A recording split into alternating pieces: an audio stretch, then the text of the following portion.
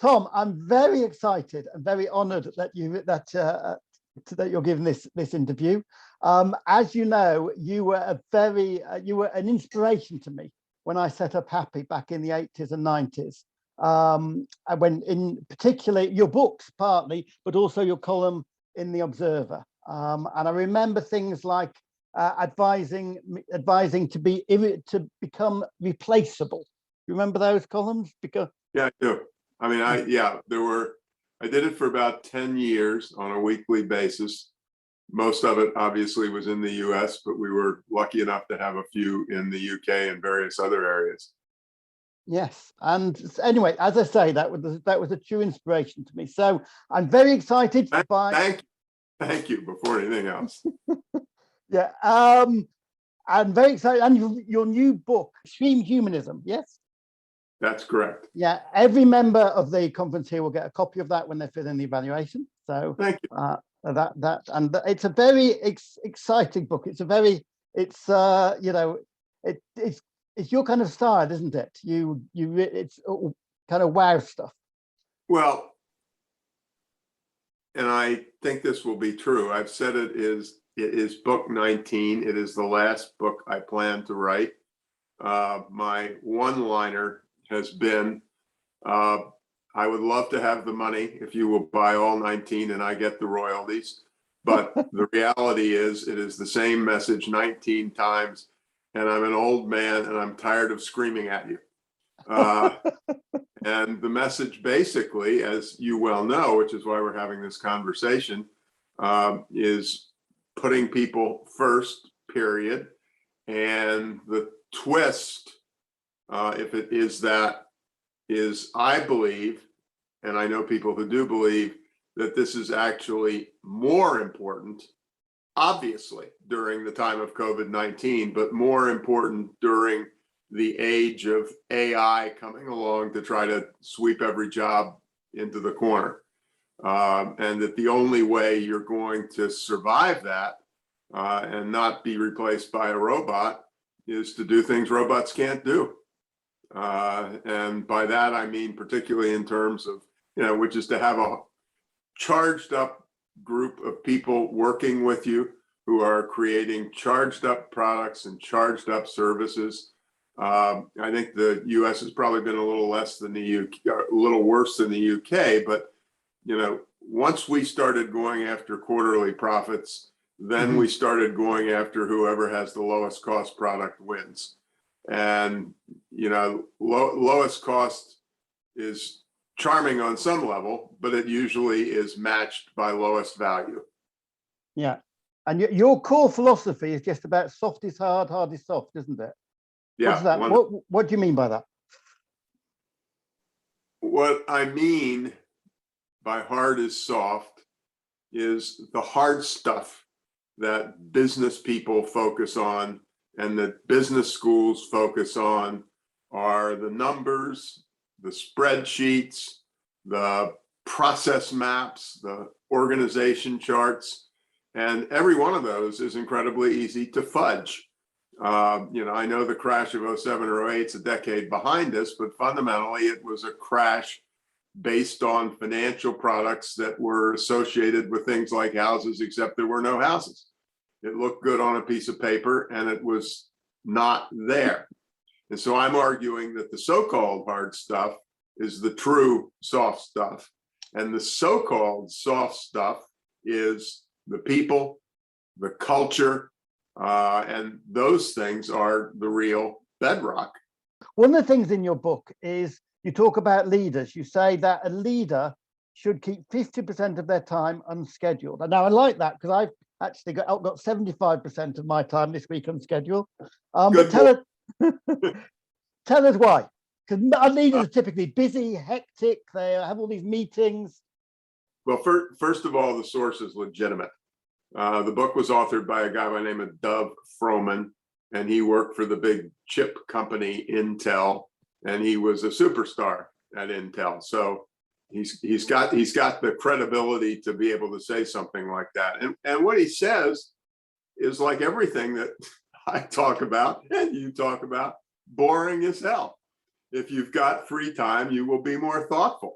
If you've got free time, you will be spending I will be spending an extra 5 minutes chatting with you in a hallway. And that's where things really happen in the world.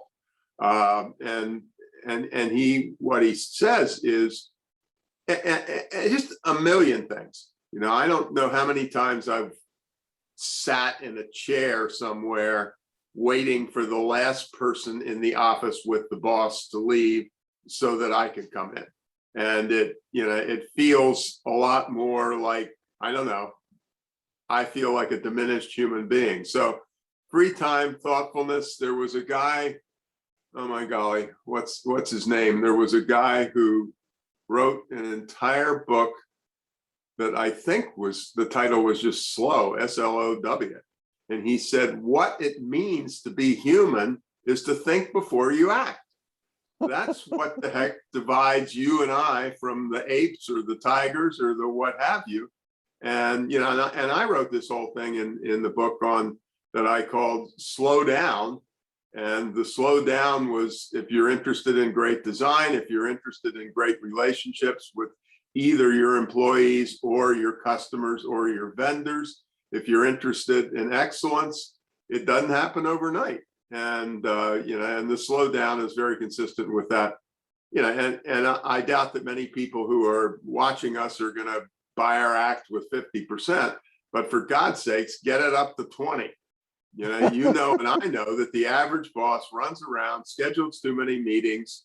There was, and this goes back 20 or 30 years, and I don't think this is all that true in the UK. It certainly isn't in the US. Relatively senior officers tend to have personal assistants.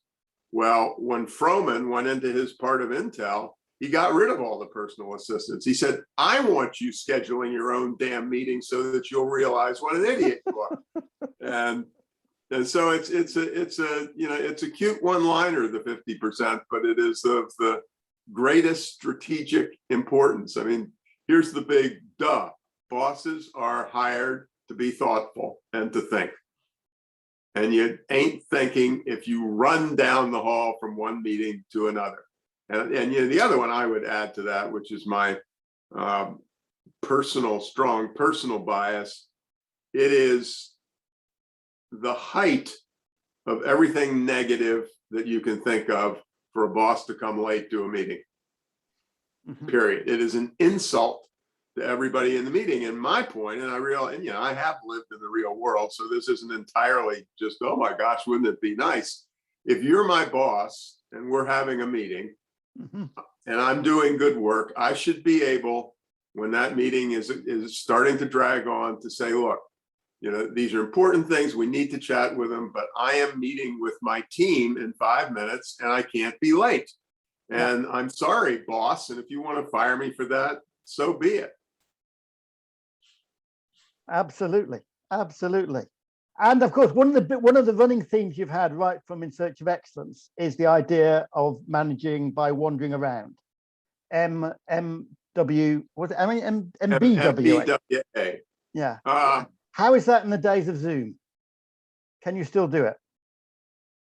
Well, for one thing, we are starting to come back to the offices, but yes. And MBWA or MBZA, I write about it in the book and call it Managing by Zooming Around, means that we have a Zoom meeting and you've got a sour expression on your face, or you make a smart ass remark or whatever, you're a little off. And, in my world, and I do not think it is entirely a function of my age, the meeting is over and I'm gonna give you a phone call. I'm gonna say, it'll be a human call. It's not like what's going on, but it's, I noticed you were distracted. Is there anything I can do to help? I also said, relative to the Zoom thing, and this is kind of related, I said, we've had 15 meetings and you've been on time to every one of them. And I happen to know that you've got a mother who is in an assisted living place and COVID is on and so on. And I'm going to come up to you with a smile on my face, Zooming or otherwise, and say, I'm going to give you bad marks. You've been on time 15 straight times. And during this COVID thing, I want you to take care of personal stuff. I want you to deal with all the extra things we have to deal with. And, you know, if you miss a meeting, fine. If you're late to a couple meetings, fine. Just realize your number one priority is not more productivity. It's a different world thing. And so I think you and I are having a nice conversation. And when the pandemic started, I knew we could technologically have this conversation, but I didn't know we could have casual conversations with lots of the same amount of body language coming out of our face as if we were, standing in a line at a theater or something like that. So, but being in touch with people there's just no replacement for it. And I mean, it's funny. And I've also written about, with 19 books, you've written about everything under the sun, including best mousetraps. But there was a basketball coach in the United States, and the university teams will have 35 games a year. And he said, I have never fielded the same team twice. Tom on the 17th of July is in one place, and Tom on the 24th of July is probably in another place. And just acknowledging that is, critically important. And that's my response to your question. Probably a little too wordy. No, that was good. So managing is about knowing your people, about knowing how they're different on different times. Well, it's about knowing them. And, I have spent a lot of time in the UK, so I'm terribly comfortable about saying this in any country. I coined this phrase, probably very American, and I called it give a shitism. It's not knowing you, it's really caring about you. Yeah. It's really, it's the leader's job is fundamentally to not have a job in which she or he does the work, but a job where he or she has helped people develop, get trained, so that they're the ones who are doing the work. I mean, I do call it in my Americanism, give a shitism, and I went so far as to, in fact, get the domain name. So you were speaking to the person who has giveashitism.com, and it's about caring. And this is so critical to our listeners, watchers in big companies. Never, ever, ever, ever, ever promote anyone whose social skills don't come first. I don't know whether in the UK you use this EQ, the empathy quotient or what have you, emotional quotient. Yeah. Well, let's stick with the word empathy. There's a guy who runs a biotech firm in the US, and he said, we only hire nice people. And why not? And he said, okay, this is biotech. There is some degree that is so sophisticated that you and I can't even pronounce the name of the degree. He said, there are actually a lot of people who have that degree. Don't hire the jerks. And so I think 100% of people who you hire, I don't want to necessarily use the word nice, though there's nothing wrong with it. They ought to be people you ought to care, they ought to care, and there are a lot of people around who care. And there's some guy who runs a special effects company in New Zealand where my wife and I spent some time, or used to, and he said, don't hire the jerks. And particularly don't hire the jerks because you are in a technical job and you are blown away by their technical skills. Well, there are a lot of other good people out there too. Don't hire the jerks. So hire and promote on empathy and humility. Yeah, and hire is incredibly important, and promote is 20 times more important. It's just so critical. You're not, when you get promoted, by definition, you are no longer being paid to be the person who is best at doing the work that's being done. You are paid to develop the best people who can do the work, and if God is with you, can do it better than you could ever do it. There's a movie director who I quote in the US. He won an Oscar, and he was quoted. He said in his speech, "The role of the director is to create a place where actors and actresses can become more than they have ever been before, more than they have ever dreamed of being." And a director is a boss, right? A director is a manager, whether it's in a chemical plant or whether it's putting a movie together. And I think that applies to every leader of everything anywhere, more than they ever dreamed of being. And, slap yourself around if you're not getting there. Right. And one of the things you've particularly advocated is women in leadership positions, isn't it? You've been doing that. I think 25 years you've been advocating that. 1996, there is a particular moment. The most important thing I would say in answering your question is I do believe strongly in social justice, but that's not why I'm pitching this. The research, I'm pitching this because I want you to have a better enterprise. I want you to make more money, what have you. There is enough research to sink a super tanker now that simply says women are better leaders. And, better. I have to be very careful statistically. There are crappy women bosses and there are great male bosses, but statistically speaking, on average, women are significantly better. And they pay attention a lot more to the human factors than men tend to do. They're better leaders, they're better negotiators. The one I really love, there's a whole book with the world's best title that's called Warren Buffett Invests Like a Girl and Why You Should Too.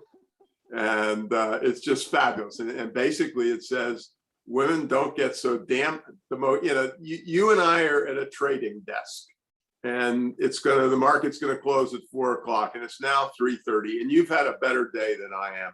I am not going to sleep knowing that you had a better day. So I will do, again, excuse the language, the dumbest shit known to humankind, buy crap during that last half hour because I'm going to nose you out.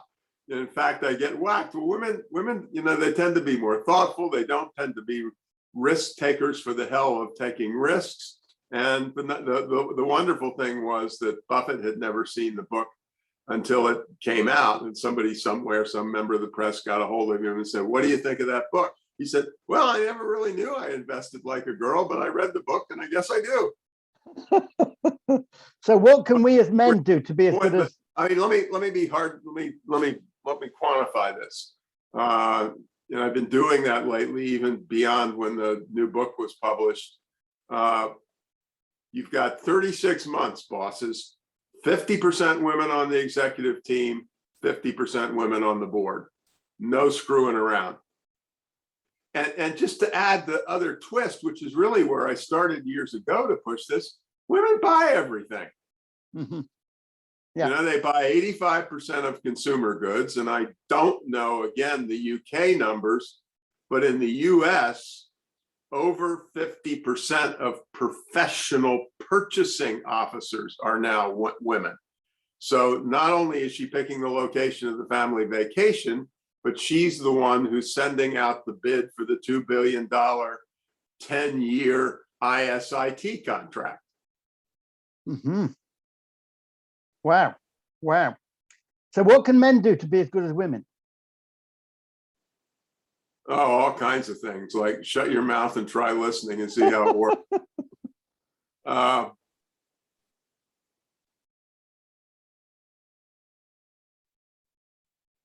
Well, I think part of the answer is my answer to an earlier question. If we hire for empathy, if we promote for empathy, the men who we bring aboard will have characteristics that on average, are more of the sort that women bring to the party. And so I think I think you can take care of so much of this stuff in hiring and promoting. And I want the LSE and all these other sexy schools like the Harvard Business School. I want a whole core course, MBA course on hiring and promoting. Mm-hmm. Let's not take the 7th finance course. Let's cut it down to, and instead take out.